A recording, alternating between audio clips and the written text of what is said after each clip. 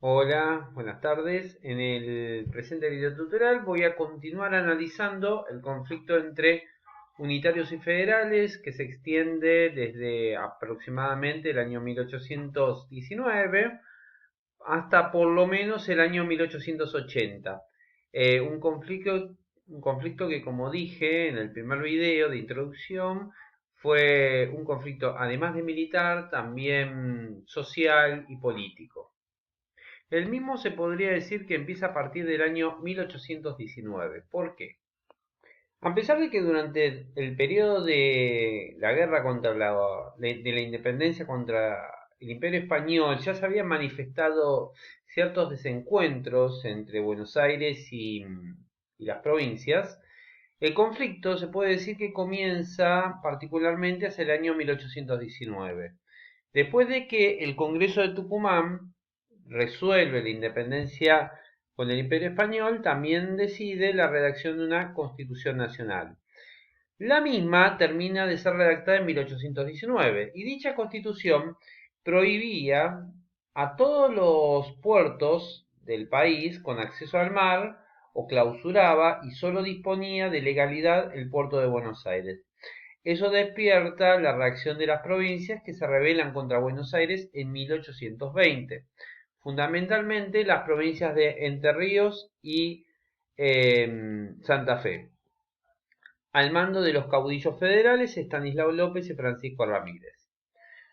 El ejército de los caudillos se enfrenta al de Buenos Aires en la batalla de Cepeda y lo derrota, tomando Buenos Aires y destruyendo, por decirlo de alguna manera, el frágil equilibrio que había entre la capital y las provincias. La batalla de Cepeda va a marcar el inicio de la anarquía política en el país. ¿Qué significa esto?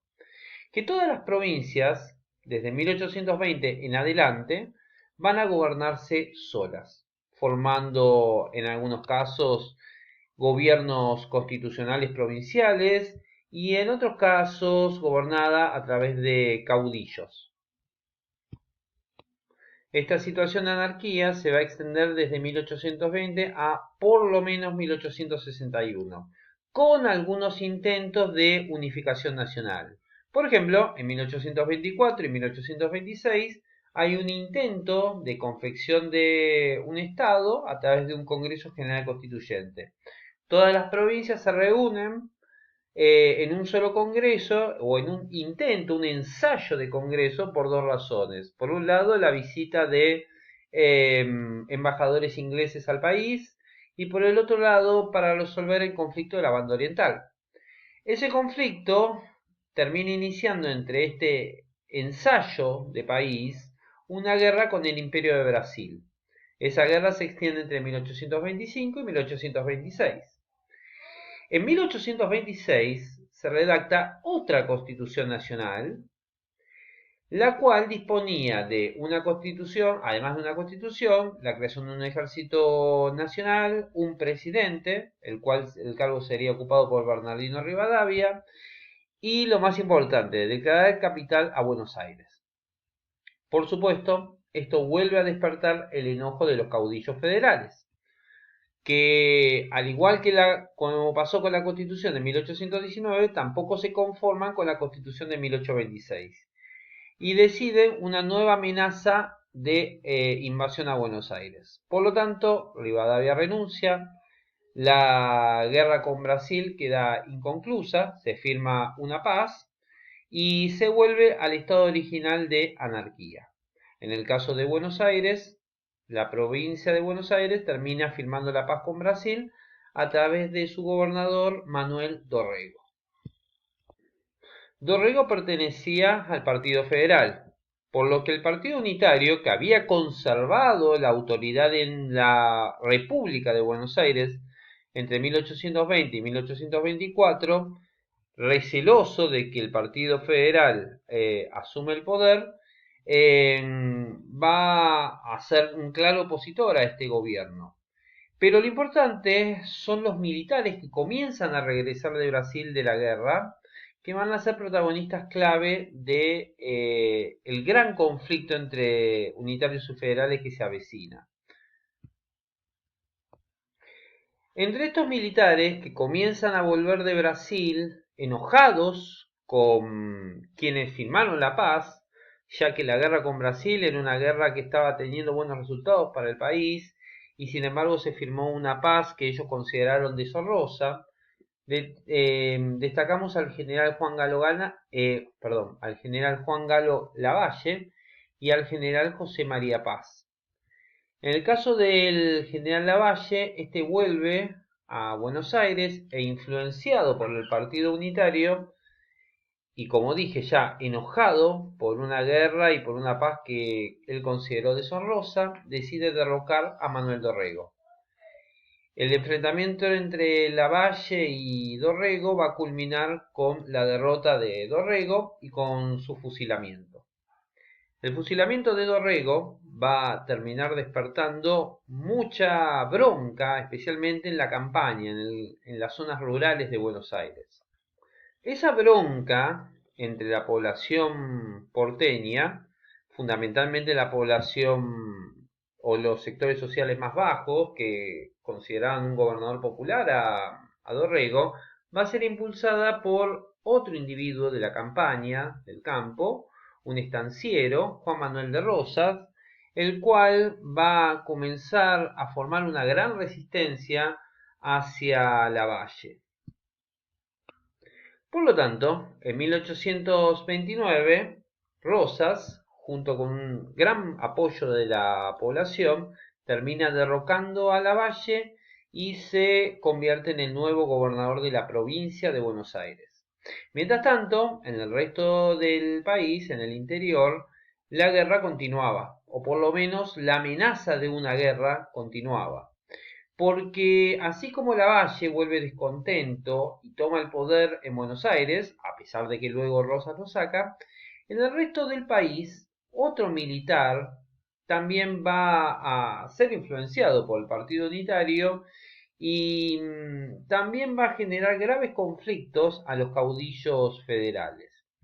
Este militar se llamaba José María Paz. En el caso de José María Paz, en el interior, este militar con grandes habilidades técnicas, tácticas para la guerra, habilidades que incluso se puede decir que se comparan con el mismísimo general San Martín, logra derrotar en dos ocasiones al caudillo federal Facundo Quiroga y tomar control de la mayoría de las provincias del interior, excepto Buenos Aires, ya que ahí el conflicto era entre Lavalle y Rosas, y las provincias del litoral, Entre Ríos, Santa Fe, Corrientes y Misiones. En esas provincias predominaba este señor que está acá, Estanislao López, el cual ya venía con cierto poder en el interior, en el litoral, ya desde 1820, como ya mencioné. Así es como el conflicto se deriva y la guerra está al borde de estallar. Así es como Facundo Quiroga, junto con Estanislao López y Juan Manuel de Rosas, deciden hacer una alianza, un pacto federal para unir fuerzas contra el general Paz. A pesar de este pacto federal, el conflicto nunca llegó. ¿Por qué? Porque Paz fue hecho prisionero, ¿sí? Quizá traicionado por sus propios hombres y entregado a las fuerzas federales donde fue encarcelado. Entonces, las provincias federales mantienen este pacto, esta alianza, pero ya no solo entre el litoral y Buenos Aires, sino que el pacto federal alcanza o todas las provincias lo terminan firmando, formándose lo que se conoce como una confederación.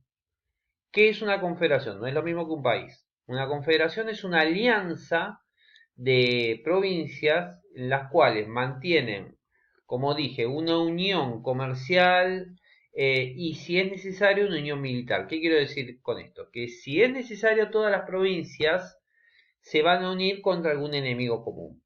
Están de algún modo alineadas, unidas, pero sin necesidad de ser un país.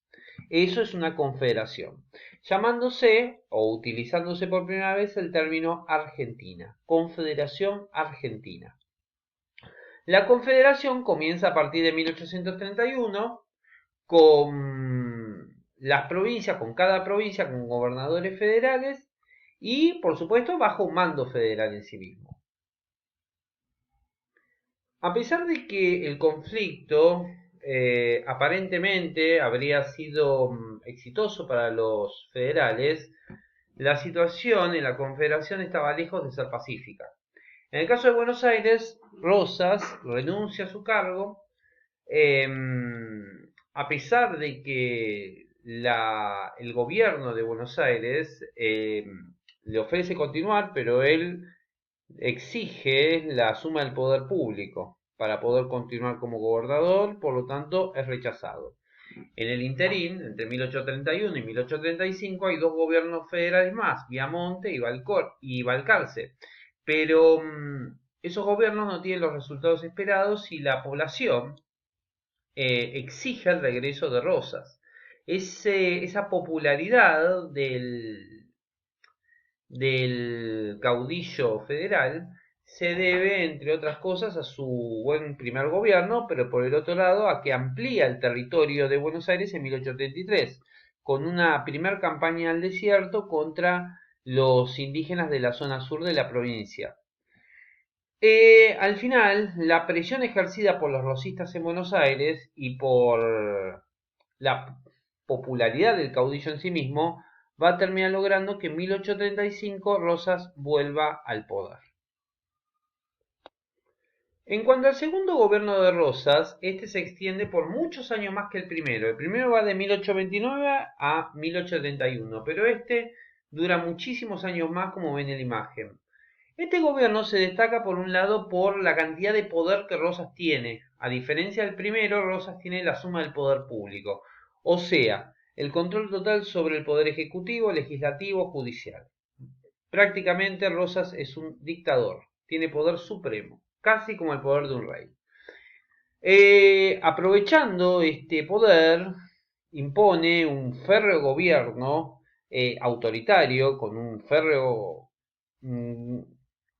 control de la opinión pública, de los medios de comunicación, comienza una intensa persecución de todo tipo de oposición, y no me refiero solo a unitarios, sino también a todo aquel que hablara en contra de su gobierno o dijera algo en contra. Desarrolla una especie de policía secreta llamada Mazorca que se dedica a estas tareas de persecución.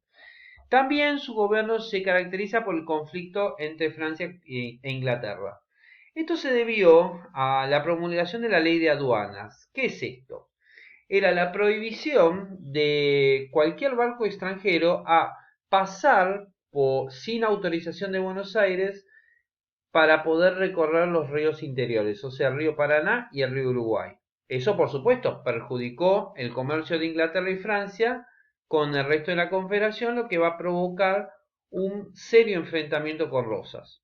En base a ese enfrentamiento, el ejército de la Confederación Argentina, que estaba controlado por Rosas, porque Rosas controlaba Buenos Aires, pero tenía un control indirecto sobre las provincias, ya que los gobernadores provinciales le eran leales y lo respetaban, deciden pelear en la batalla de Vuelta Obligado. Una batalla que, a pesar de que fue una derrota para la Confederación, Inglaterra y Francia deciden firmar la paz con Rosas. Y por lo tanto, los ingleses y franceses tienen que respetar la ley de aduanas y solicitar permisos para la navegación en los ríos interiores. No obstante, cuando Rosas estaba en la cima de su poder, en Entre Ríos, el caudillo también federal, Justo José de Urquiza, decide rebelarse por el control de Rosas contra el control de Rosas sobre las provincias en general, la intervención de Rosas sobre las provincias, y decide pelear con él en la batalla de Caseros. Esto fue en el año 1852 y lo termina derrotando. Pero ese pequeño detalle lo veremos en el próximo video tutorial. Muchas gracias.